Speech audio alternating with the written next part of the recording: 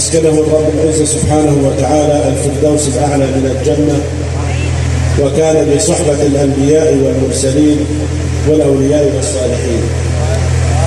अल्लाह ताला की हमद सना के बाद मैं आका करीम अलैहिस्सलाम की बारगाह में हदिया दरूद पेश करता हूँ।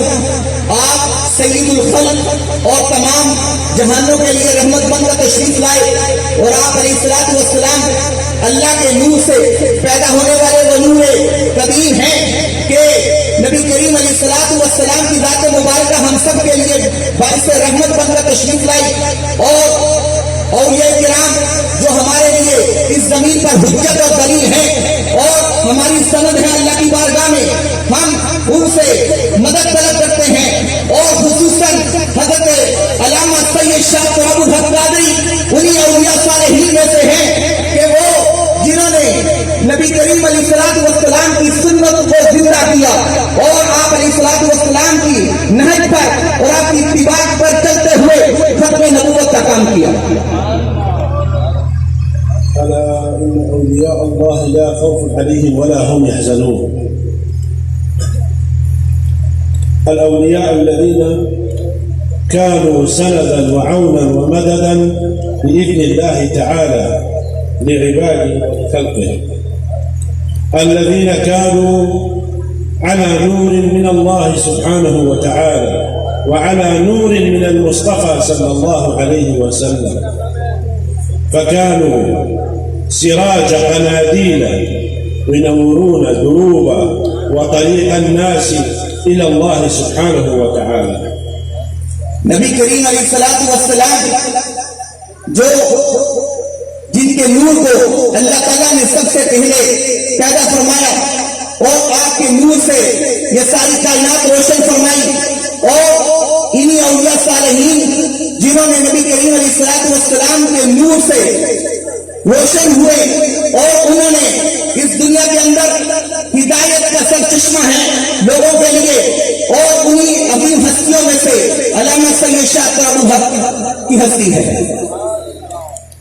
فسبحان الله سبحانه وتعالى نور الأرض بالأولياء والصالحين ليكونوا قناديل تنير درب السالك إلى الله سبحانه وتعالى. فكلنا نعلم بأن الإنسان لا يستطيع الوصول إلى الله سبحانه وتعالى لأن بينهم وبين الله حجب كثيرة، إذا لم يستطع أن يزيل تلك الحجب فلا وصول له إلى الله سبحانه وتعالى. وكما قال مولانا الرومي رضي الله تعالى عنه: ما تحتاجه أنت في 100 سنة للوصول إلى طريق الله سبحانه وتعالى فبمع مرشد كامل تتخطاه بيومين. انظر كم هو الفرق أن تكون بصحبة عارف بالله، أن تكون بصحبة مرشد حقيقي يختصر لك الطريق كما كان الشيخ المغفور له، أن يختصر لك الطريق ما أنت تسير لوحدك ب100 سنة تختصر معه في يومين. हज़रत फरमा रहे हैं इन्हीं औलिया सालेहीन जिन्होंने हम सबको अल्लाह ताला का कुर्ब अता फरमाया और उन्होंने नबी करीम अलैहिस्सलाम की सुन्नतों से हमें आगाह फरमाया, और यही औलिया सालेहीन हमारे लिए मशअल राह हैं।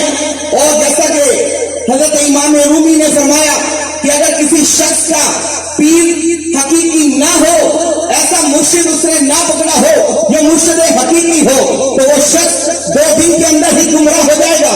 और अगर किसी ने मुर्शिद हकीकी पकड़ा है तो फिर वही मुर्शिद जो है उसको अल्लाह ताला के करीब इस तरह फरमा देता है कि वो कुर्ब हकीकी पा लेता है और अल्लाह ताला उस पर अपनी खुशी रहमतें नाज़िल फरमाता है।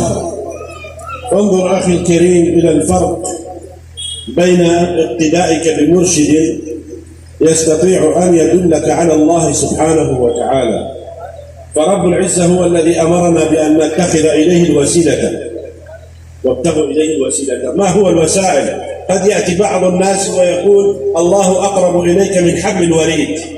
نحن كلنا نشهد ونعلم بأن الله أقرب إلينا من حبل الوريد، ولكني أنا البعيد عن الله سبحانه وتعالى. هو قريب مني لكن أنا البعيد عنه. كيف أنا البعيد عنه؟ بالحجب الذي بيني وبينه سبحانه وتعالى، بالنفس الأمارة التي بيني وبينه. هذا الذي يحجبنا عن الله. मुर्शिद हकीकी जो है वो हमें हमारे लिए कुर्ब का जरिया होता है, लेकिन अगर हम उन मुर्शिदीन से दूर हैं तो फिर हमारे दरमियान बहुत सारी रुकावटें आ जाती हैं, जिनमें हमारे लिए हमारा नफ्स अम्मारा जो वो नफ्स जो हमारे और अल्लाह के दरमियान हुजूर का जरिया बन जाता है कि हम अल्लाह का कुर्ब नहीं पा सकते।